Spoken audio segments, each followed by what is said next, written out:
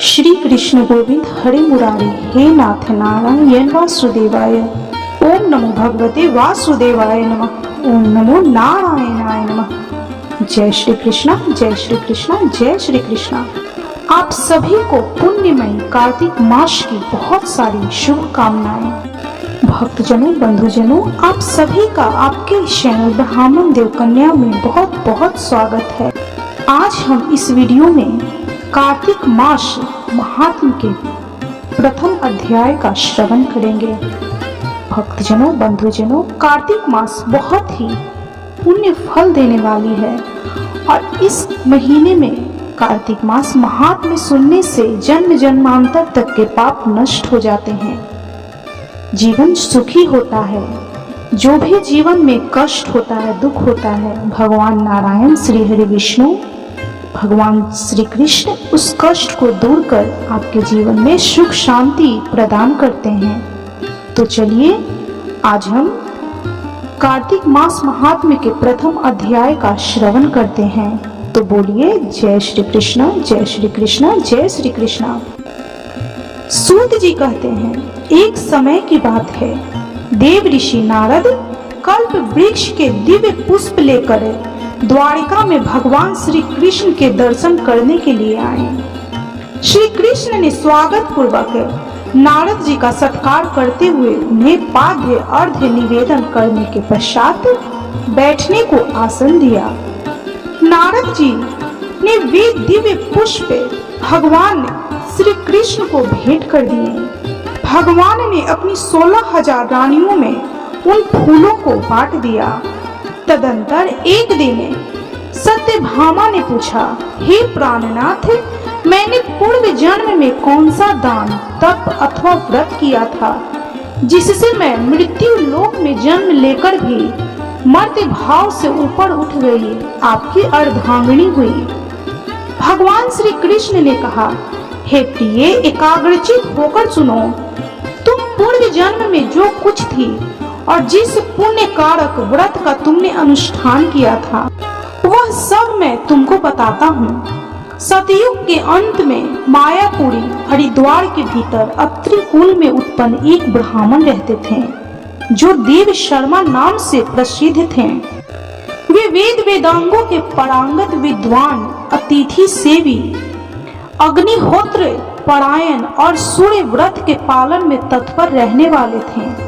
प्रतिदिन भगवान सूर्य नारायण की आराधना करने के कारण वे साक्षात दूसरे सूर्य की भांति तेजस्वी जान पड़ते थे।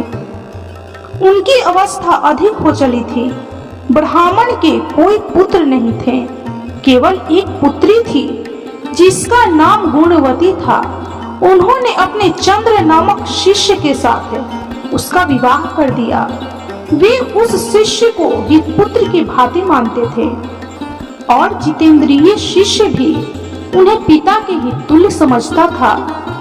एक दिन वे दोनों गुरु शिष्य कुश और समीधा लाने के लिए गए और हिमालय के शाखाभूत पर्वत के वन में इधर उधर भ्रमण करने लगे। इतने में ही उन्होंने एक भयंकर राक्षस को अपनी ओर आते देखा। उनके सारे अंग भय से कांपने लगे। वे भागने में भी असमर्थ हो गए। तब तक उस काल रूपी राक्षस ने उन दोनों को मार डाला। उस क्षेत्र के प्रभाव से तथा स्वयं धर्मात्मा होने के कारण उन दोनों को मेरे पार्षदों ने बैकुंठ धाम में पहुंचा दिया। उन्होंने जो जीवन भर सूर्य पूजन आदि किया था, उस कर्म से मैं उनके ऊपर बहुत संतुष्ट था। सूर्य, शिव, गणेश, श्री हरि विष्णु तथा शक्ति के उपासक भी मुझे ही प्राप्त होते हैं। जैसे वर्षा का जल सब ओर से समुद्र में ही जाता है, उसी प्रकार इन पांचों के उपासक मेरे ही पास आते हैं।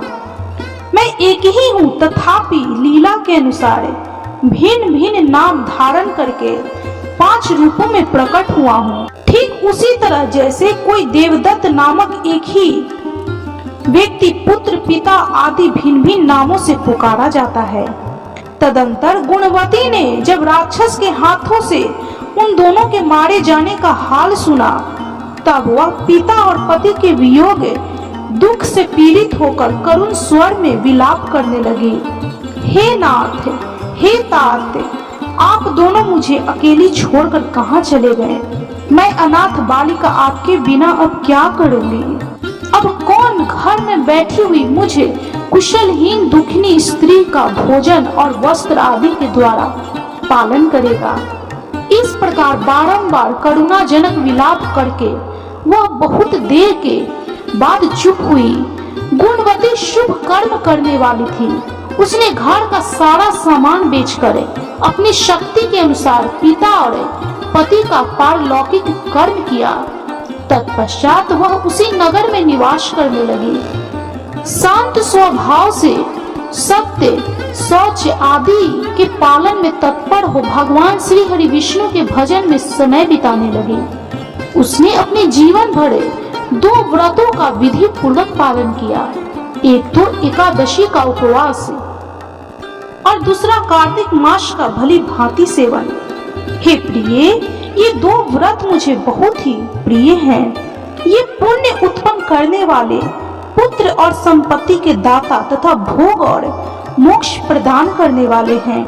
जो कार्तिक के महीने में सूर्य के तुला राशि पर रहते समय प्रातःकाल स्नान करते हैं, वे महापातकी होने पर भी मुक्त हो जाते हैं। जो मनुष्य कार्तिक में स्नान, जागरण, दीपदान और तुलसी सेवन का पालन करते हैं, वे साक्षात भगवान श्री हरि विष्णु के स्वरूप हैं। जो लोग श्री हरि विष्णु के मंदिर में झाड़ू देते हैं, स्वास्तिक आदि निवेदन करते हैं और श्री हरि भगवान विष्णु की पूजा करते रहते हैं, ये जीवन मुक्त हैं। जो कार्तिक में 3 दिन भी इस नियम का पालन करते हैं, वे देवताओं के लिए भी वंदनीय हो जाते हैं। फिर जिन लोगों ने आजन्म इस कार्तिक मास व्रत का अनुष्ठान किया है, उनके लिए तो कहना ही क्या है। इस प्रकार गुणवती प्रतिवर्ष कार्तिक का व्रत किया करती थी। वह श्री हरि विष्णु की परिचर्या में नित्य निरंतर भक्ति पूर्वक मन लगाए रहती थी। एक समय जबकि जरा अवस्था से उसके सारे अंग दुर्बल हो गए थे और वह स्वयं भी ज्वर से पीड़ित थी, किसी तरह धीरे धीरे चलकर गंगा जी के तट पर स्नान करने के लिए गई। ज्यों ही उसने जल के भीतर पैर रखा, त्यों ही वह शीत से पीड़ित हो कंपित हुई और गिर पड़ी। उस घड़बड़ाहट की दशा में ही उसने देखा आकाश से विमान उतर रहा है, जो शंख, चक्र, गदा और पद्म धारण करने वाले श्री हरि विष्णु रूपधारी पार्षदों से सुशोभित है और उस गरुड़ चिन्ह से अंकित ध्वजा फहरा रही है। विमान के निकट आने पर वह दिव्य रूप धारण करके उस पर बैठ गई। उसके लिए चंवर डुलाए जाने लगे। मेरे पार्षद उसे वैकुंठ ले गए। विमान पर बैठी हुई गुणवती प्रज्वलित अग्निशिखा के समान तेजस्वी जान पड़ती थी। कार्तिक व्रत के पुण्य से उसे मेरे निकट का स्थान मिला। तदंतर जब मैं ब्रह्मा आदि देवताओं की प्रार्थना से इस पृथ्वी पर आया, तब मेरे पार्षद गण भी मेरे साथ ही आए। भामिनी, समस्त यादव मेरे पार्षद गण ही हैं। ये मेरे समान गुणों से शोभा पाने वाले और मेरे प्रियतम हैं। जो तुम्हारे पिता देव शर्मा थे, वे ही अब सप्तृजित हुए। हे शुभे, चंद्र शर्मा ही अक्रूर हैं और तुम गुणवती हो। कार्तिक व्रत के पुण्य से तुमने मेरी प्रसन्नता को बहुत बढ़ाया है। पूर्व जन्म में तुमने मेरे मंदिर के द्वार पर जो तुलसी की वाटिका लगा रखी थी, इसी से तुम्हारे आंगन में कल्प वृक्ष शोभा पा रहा है। पूर्व काल में तुमने जो कार्तिक में दीप दान किया था, उसी के प्रभाव से तुम्हारे घर में यह स्थिर लक्ष्मी प्राप्त हुई है तथा तुमने जो अपने व्रत आदि सब कर्मों को पति स्वरूप श्री हरि विष्णु की सेवा में निवेदन किया है, इसलिए तुम मेरी पत्नी हुई। मृत्यु पर्यंत जो कार्तिक व्रत का अनुष्ठान किया है, उसके प्रभाव से तुम्हारा मुझसे कभी भी वियोग नहीं होगा। इस प्रकार जो मनुष्य कार्तिक मास में व्रत परायण होते हैं, वे मेरे समीप आते हैं। जिस प्रकार की तुम मुझे प्रसन्नता देती हुई यहाँ आई हो, केवल यज्ञ, दान, तप और व्रत करने वाले मनुष्य कार्तिक व्रत के पुण्य की एक कला भी नहीं पा सकते। सूत जी कहते हैं कि इस प्रकार जगत के स्वामी भगवान श्री कृष्ण के मुख से अपने पूर्व जन्म में पुण्यमय वैभव की बात सुनकर उस समय महारानी सत्यभामा को बड़ा हर्ष हुआ। भक्तजनों, इस प्रकार कार्तिक मास महात्म्य के प्रथम अध्याय की यह कथा संपन्न हुई। भक्तजनों, बंधुजनों, इस कथा को सुनने वाले सभी व्यक्तियों के घर में भगवान श्री हरि विष्णु, माँ लक्ष्मी, माँ तुलसी का आशीर्वाद बना रहे।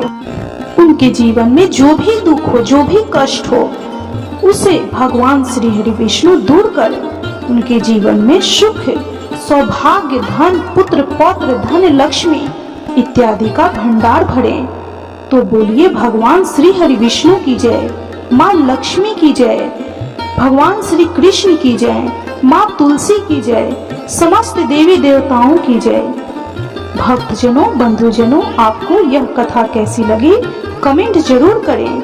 यदि आपको यह कथा अच्छी लगी हो तो प्लीज वीडियो को लाइक कीजिए, शेयर कीजिए। चैनल पे यदि नए हैं तो कृपया चैनल को सब्सक्राइब कर बेल आइकन को प्रेस करें और कमेंट में जय श्री कृष्णा, जय माँ लक्ष्मी, जय तुलसी माँ अवश्य लिखें।